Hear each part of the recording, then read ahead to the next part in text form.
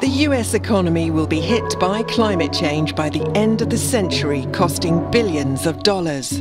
That from a US federal government report.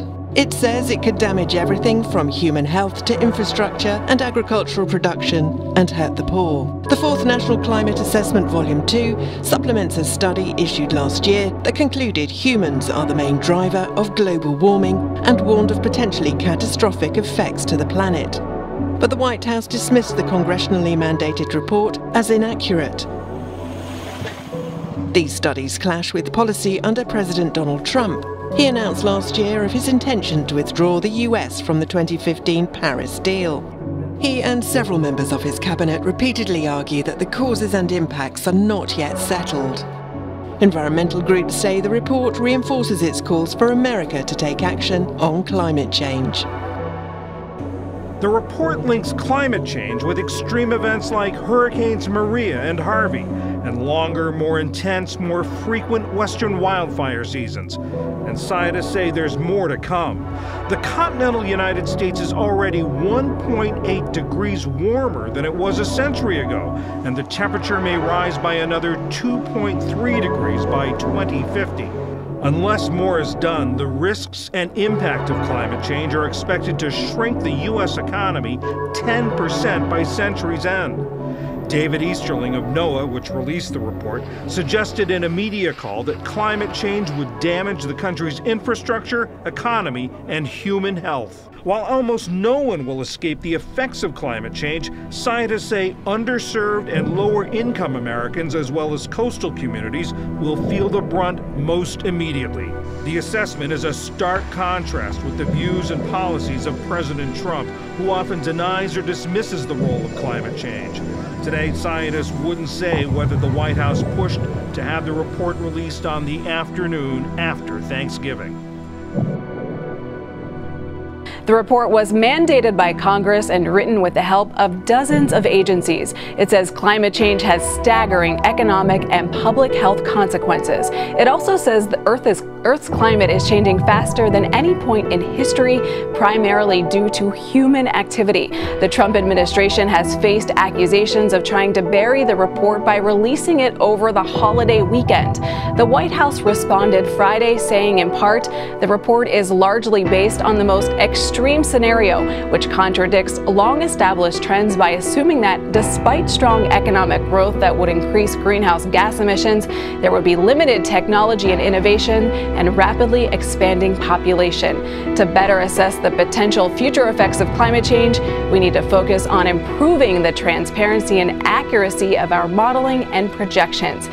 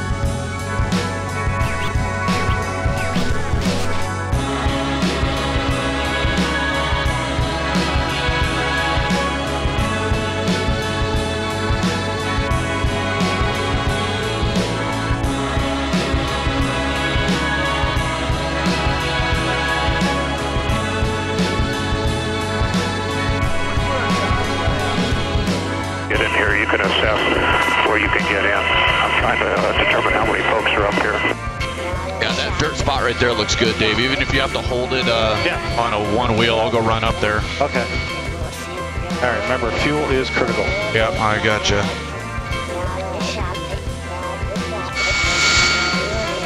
You got like 3 feet.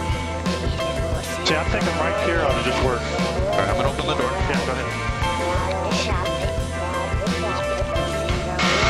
And he'll go from 4. Go ahead, 4. Yeah, just an update. We actually have 3 individuals and 2 dogs. I think I got a pretty good line here. Just hours later, the Woolsey fire in Malibu engulfs hundreds of homes. And up north, the Camp Fire becomes not only the most destructive, but the deadliest wildfire in the state's history. But the loss doesn't stop there. Reports of looting are surfacing. Up north in Butte County, the sheriff's office arrested several suspects stealing everything from firearms to laptops. And down south, people are taking to social media, warning potential looters to stay away. But now as power is being restored and as some residents try and piece their lives back together, there's another potential disaster in the making. The rain is really a double-edged sword for this fire. Any precipitation is going to help with fire suppression, clearly, but it definitely has its drawbacks and its disadvantages as well. Search and recovery that's going on in Paradise, they've been able to sift through these really fine ash, and when rain gets onto that really fine ash, it turns it into sort of a muddy muck and makes it a lot more difficult.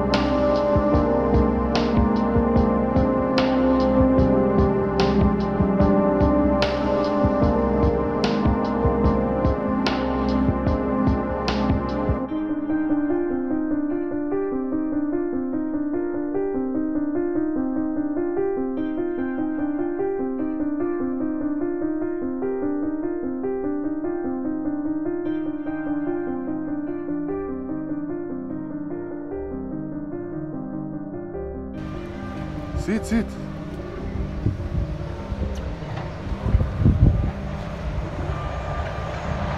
Dale, pasarela.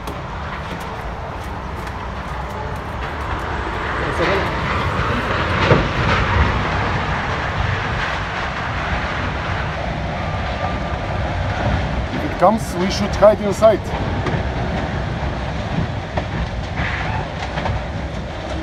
Landfall.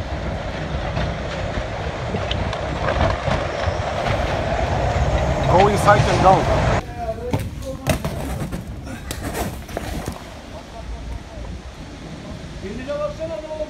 Abi bu ne dalga ya?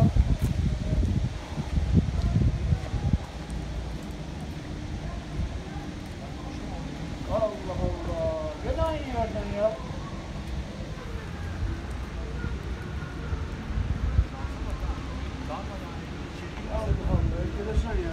Ay go da straud be fuck. Şuraya bak denizaltı.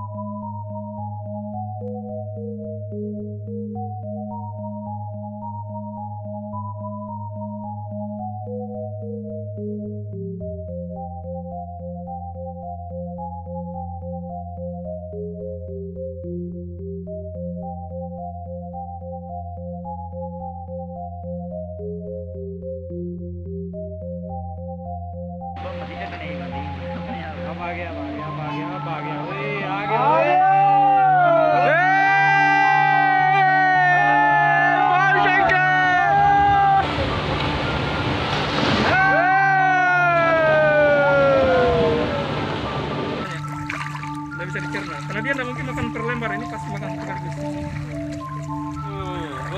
Depan saya carikan pasti. Depan masuk ke dalam, keluar. Perut paus ini, botol, gelas-gelas, penutup galon. Ini penutup galon, apalagi yang kuning itu? Pecahan piring plastik. Kalau mau untuk kebutuhan itu silakan sih. Kita gali di pasir. Karung terpal.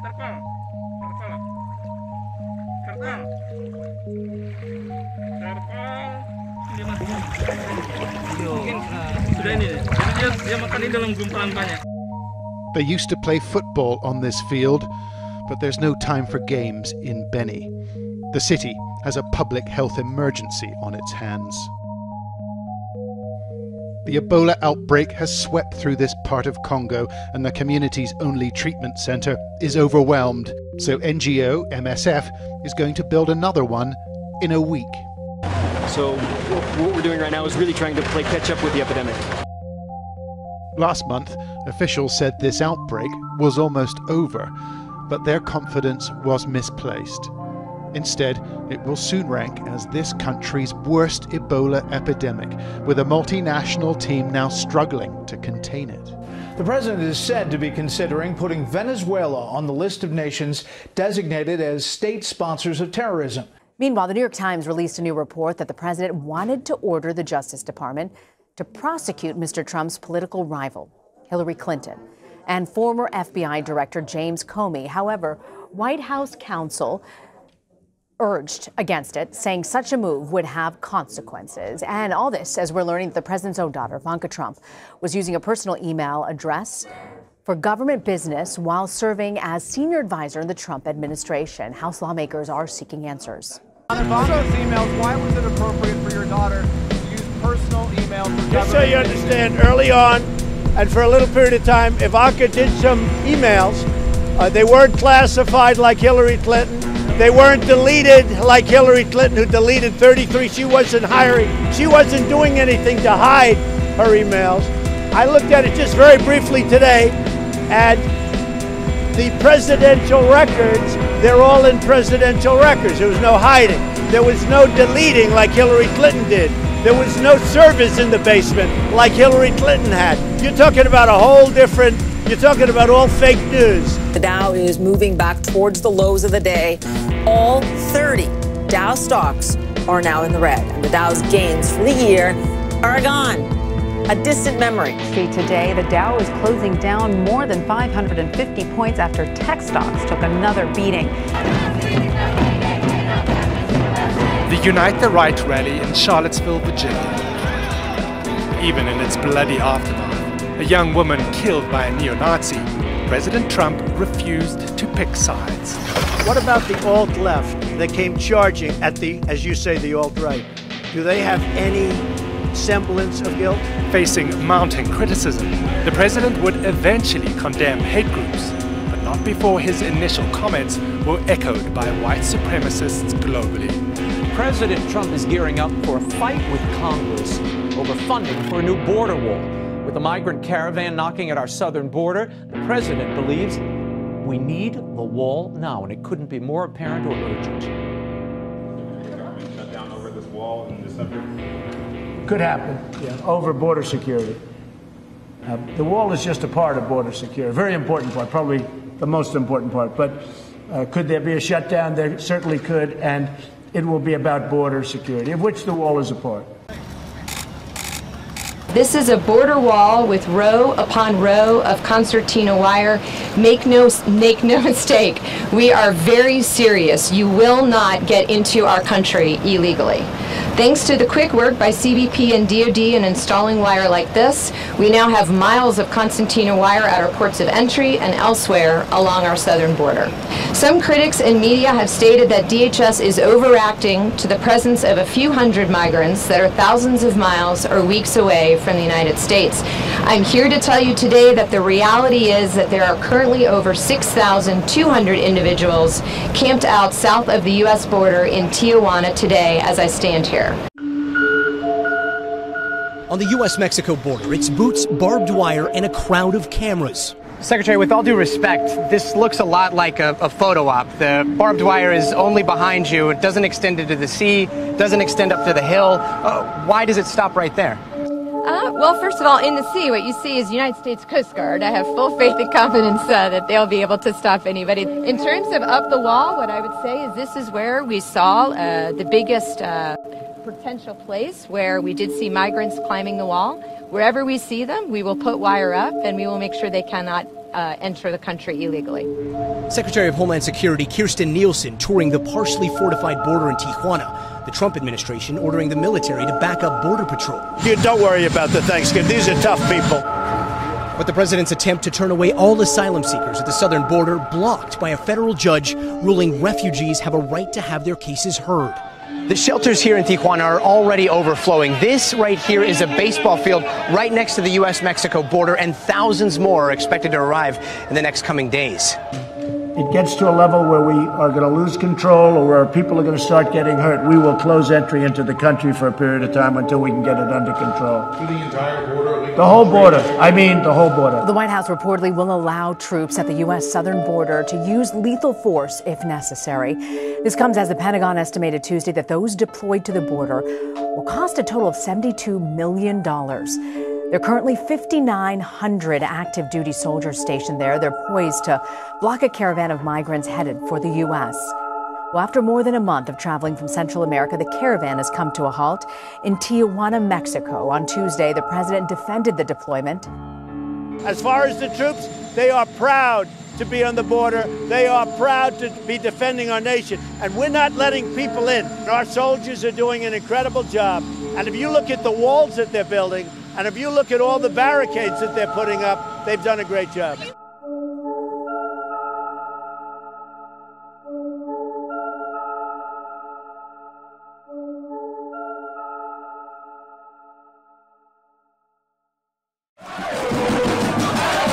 opposition political parties intensify their calls for Haiti's president to resign. It's after around a dozen protesters died when a car was set on fire after it ploughed into a crowd on Wednesday. The demonstration was about allegations of corruption in the previous government over a Venezuelan subsidized energy program. But in a brief televised address on Wednesday, President Jovenel Moïse said he wasn't stepping down. He added people had the right to protest and that he was keeping all victims in his thoughts. He made no mention about the allegations of corruption. Schools and government offices remained closed on Wednesday, as did many banks and grocery stores. Government trucks also cleared many streets blocked by barricades of tyres.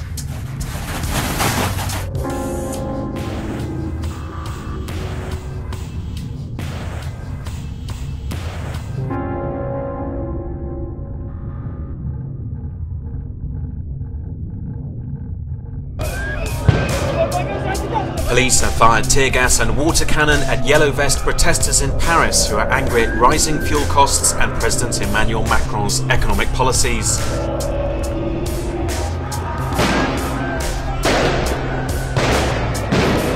Thousands of protesters converged on the Champs-Élysées on Saturday, where police stopped them from reaching Macron's office. The protests are now in their second week and have caused disruption across France. Some protesters carried signs saying Macron resign and death to taxes. For more than a week, the Yellow Vests have blocked highways across the country with burning barricades and convoys of slow-moving trucks, obstructing access to fuel depots, shopping centres and factories.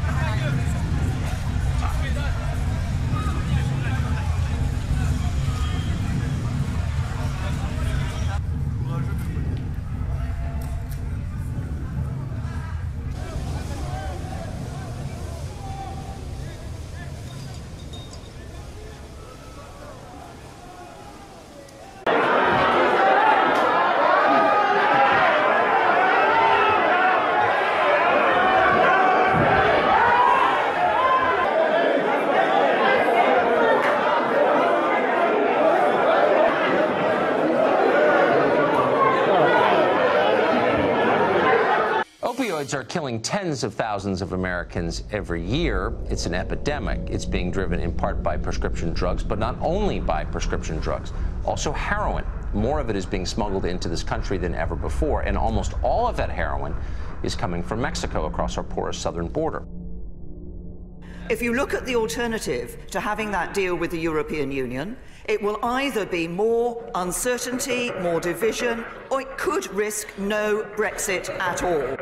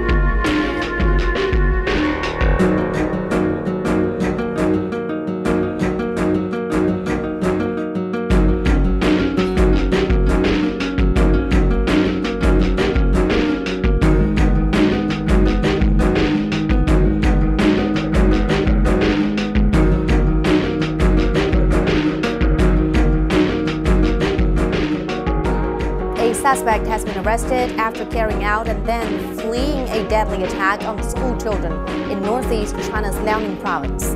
On Thursday, a man plowed a car into a group of young students who were crossing a street. 5 of them were killed and another 19 injured. The suspect is identified as a 29-year-old unemployed local resident who is accused of endangering public security.